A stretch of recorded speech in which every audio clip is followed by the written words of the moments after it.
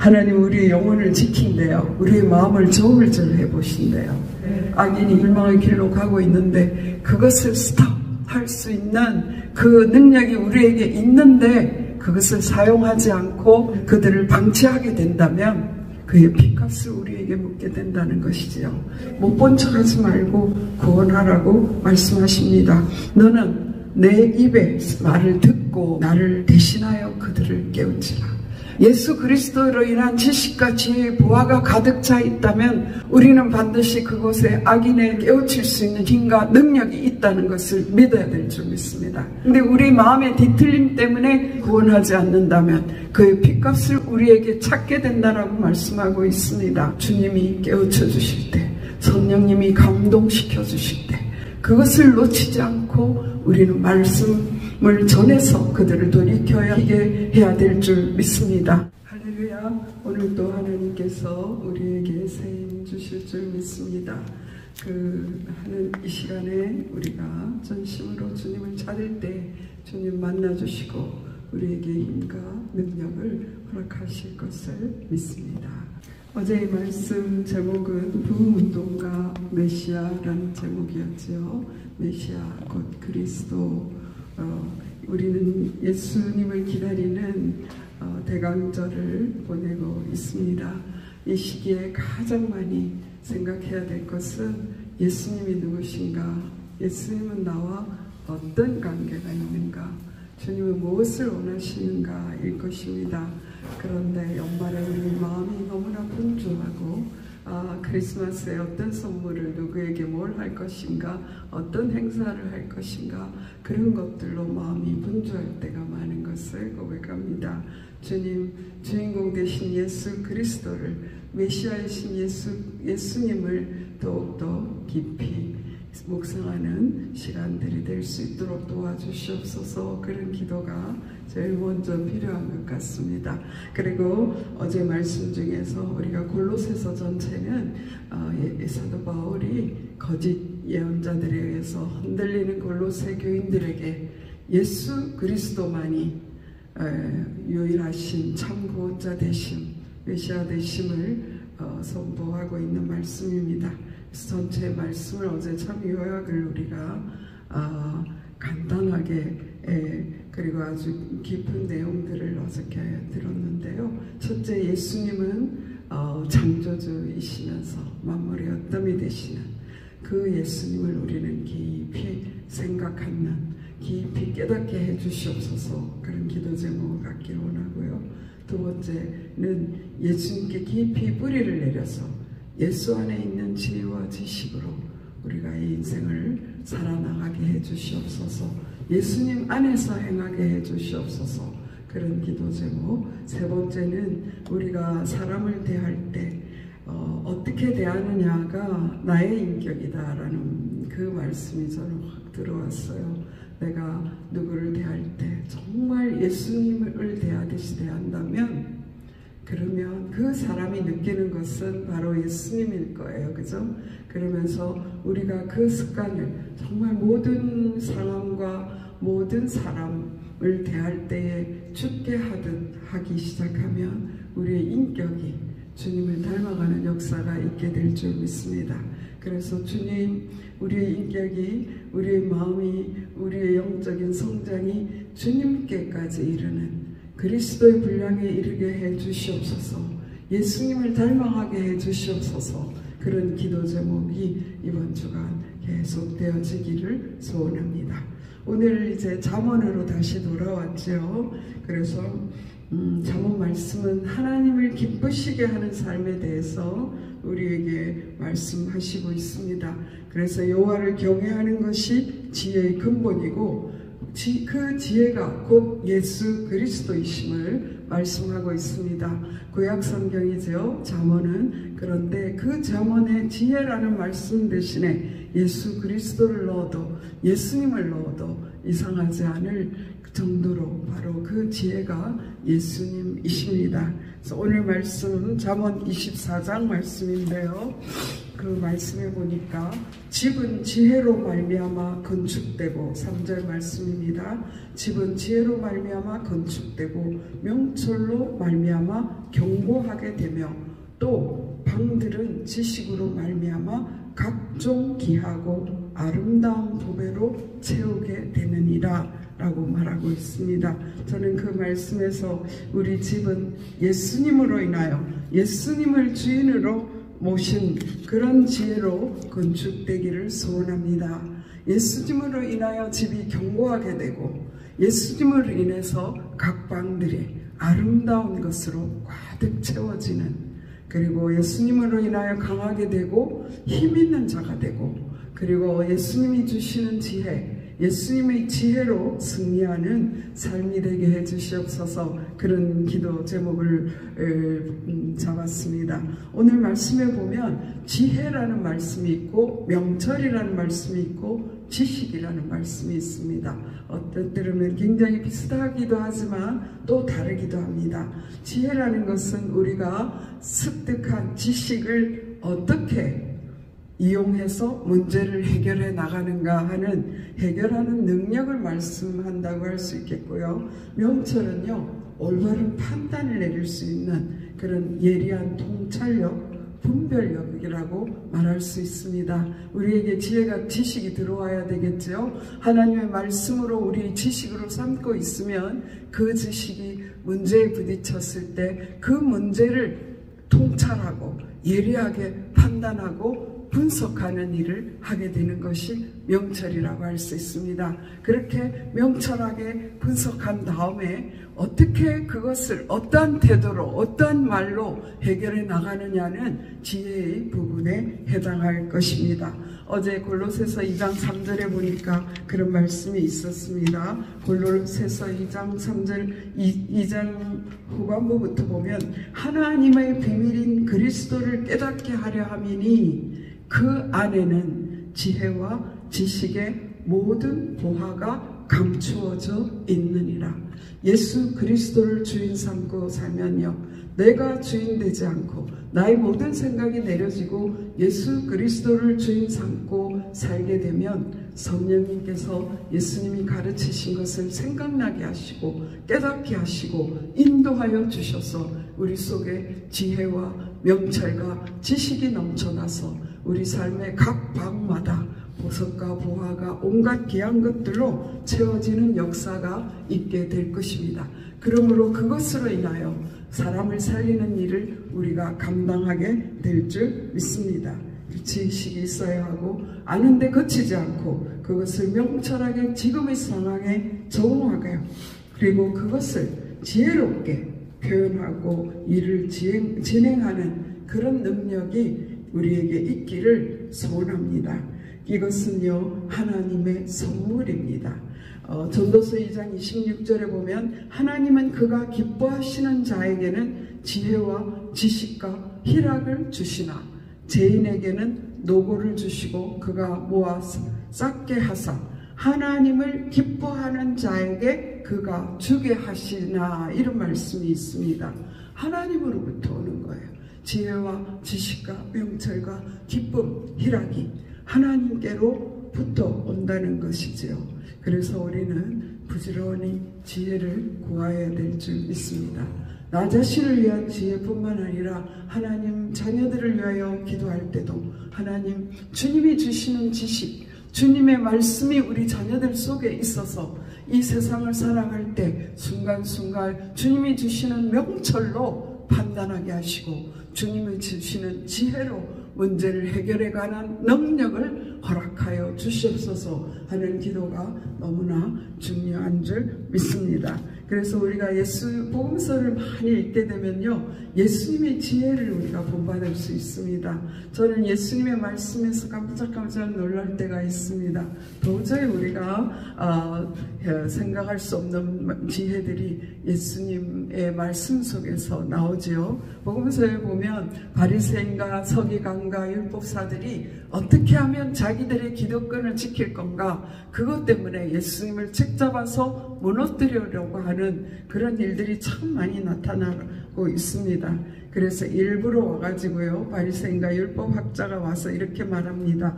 가이사에게 세금을 바치는 것이 옳습니까? 이렇게 물어보죠. 그랬을 때 예수님께서 그 데나리온을 보여달라고 말씀합니다. 그럴 때에 거기에 누구의 화상이 있느냐? 가이사입니다. 그러면 가이사의 것은 가이사에게, 하나님의 것은 하나님께 바치라. 그러니까 아무 말도 하지 못하고 돌아가게 되죠. 그것이 마태복음 22장에 있습니다. 또 요한복음 8장 1절에서 7절 사이에는 가늠하다 현장에서 붙잡힌 여인을 끌고 왔어요. 도대체 예수님이 율법을 지키는지 안 지키는지 알고 싶었죠. 그래서 모세의 율법에는 이런 자들을 돌로 쳐 죽이라고 하는데 당신은 어떻게 생각합니까? 라고 말하고 있지 않습니까? 왜 가늠하다 현장에서 여자만 잡힙니까? 억지로 그들이 무리하게 꾸며낸 이야기가 하는 생각도 있습니다만은 그런 잘잘못을 따진 것이 아니라 예수님께서 땅에 엎드려서 글을 쓰십니다. 한참을 쓰시다가 일어나서 말씀하시지요. 너희 중에 죄 없는 자가 먼저 돌로 치라. 아무도 반발하지 못했습니다.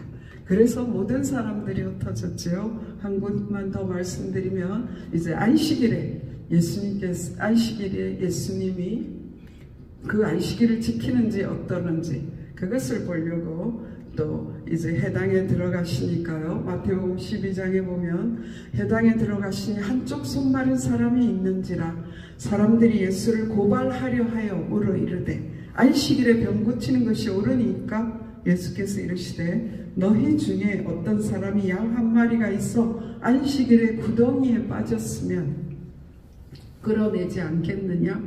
사람이 양보다 얼마나 더 귀하냐? 그러므로 안식일에 선을 행하는 것이 옳으니라 하시고 이에 그 사람에게 이르시되 손을 내밀라 하시니 그가 내밀매 다른 손과 같이 회복되어 성하니라. 바리새인들이 나가서 어떻게 하여 예수를 죽일까 의논하거늘.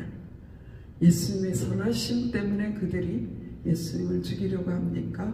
병 고친 것 때문에 죽이려고 합니까? 그들이 가지고 있는 기득권을 지킬 수가 없기 때문에, 예수님의 인기가 날로 상승하기 때문에 하나님과 전혀 상관없는 삶을 사는 그들이 예수님을 모함하고 순간순간 붙잡으려고 하지만 예수님은 하나님이 주시는 지혜로 그 모든 것들을 이길 수가 있었습니다. 그뿐만 아니라 예수님의 공생의 초기에 이 40일 금식 후에 사탄의 시험을 통과할 때도 하나님의 말씀으로, 그 속에 있는 하나님의 말씀이 지식이 그 시간에 명철로 지혜로 나가서 그 시험을 이기는 것을 볼 수 있습니다. 우리에게 이러한 예수 그리스도로 살 때 이 예수님의 지혜와 명철과 능력이 우리에게 나타나게 될 줄 믿습니다.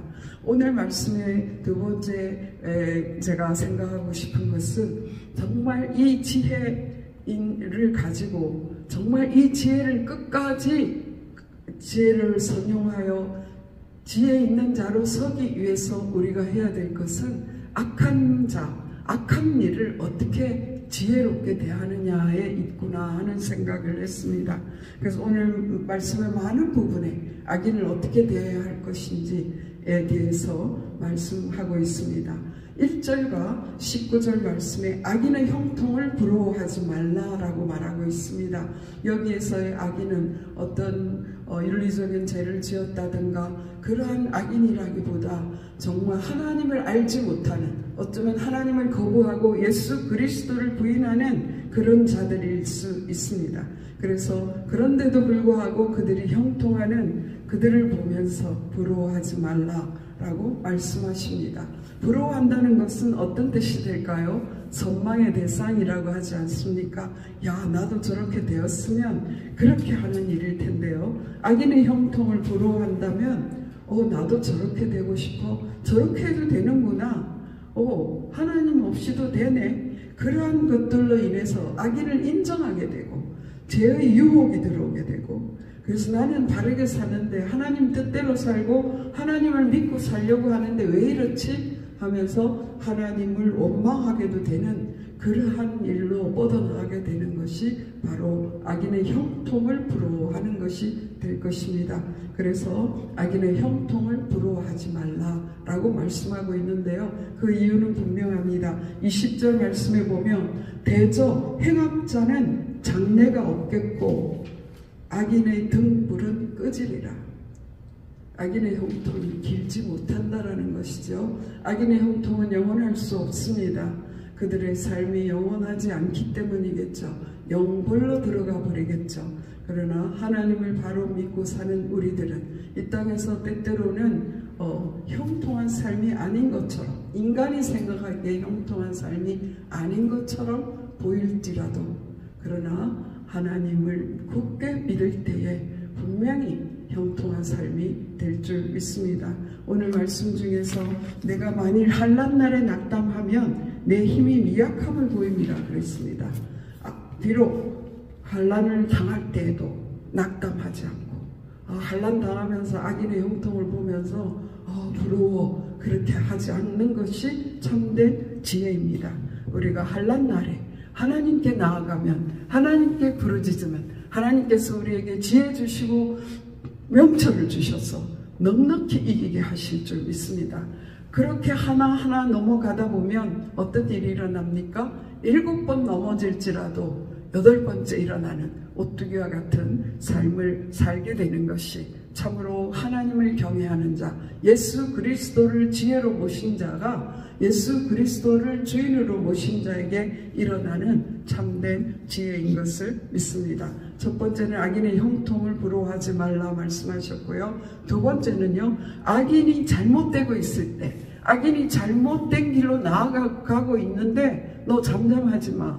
그들을 구원하지 않으려고 하지 말라라고 말씀하고 있습니다. 그렇죠. 너는 11절에 너는 사망으로 끌려가는 자를 건져주며 살육당하게 된 자를 구원하지 아니하려고 하지 말라 그랬어요. 때때로 그렇잖아요. 막 악한 사람이 너무 잘 되고 있으면 얄미운 마음이 들어요. 얄미운 마음을 우리가 갖는 것이 옳은지 어떤지 모르겠습니다. 심포죠. 그것도 악한 심포. 그런데 그 마음이 들면서 에이 망할 대로 망하게 놔두자. 우리에게 그런 마음이 혹 있을 수 있습니다. 그러나 하나님은 그것을 기뻐하지 않는다라고 말씀하고 있습니다. 그럴 때에 너 왜 그것을 그냥 보고 있어? 왜 그렇게 해? 그들을 구원해. 그러면 그래야 되지 않아? 라고 말씀하시는데 그때 왜 너 구원하지 않았어? 라고 말씀하시는데 몰랐어요. 라고 하는 말이 통합니까? 12절 말씀에 이랬어요. 내가 말하기를 나는 그것을 알지 못하였노라 할지라도 마음을 저울질하시는 이가 어찌 통찰하지 못하시겠으며 내 영혼을 지키시는 이가 어찌 알지 못하시겠느냐. 그가 각 사람의 행위대로 보응하시리라. 정말 무서운 말씀이시죠. 하나님 우리의 영혼을 지킨대요. 우리의 마음을 지킵니다. 우리의 마음을 저울질해 보신대요.